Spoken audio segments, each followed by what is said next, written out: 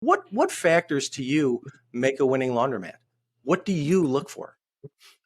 Well, I look for infrastructure first. If it was a laundromat before, and then I also look for neighborhood. I'll look for now 1,500 square feet. I would normally run from that.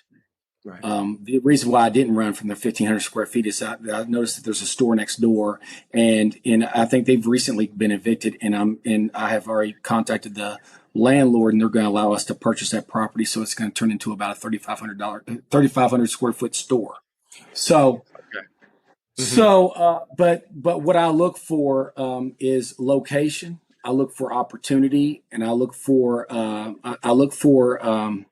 word of mouth, seeing what people want out there. And you get a lot of that when people come to your store. They'll go, "I wish y'all had one over here at on Versailles Road." And I'm thinking, I'm looking for opportunities on Versailles Road. Especially when I see a lot of people come in and say, "I wish you had one on this side of town."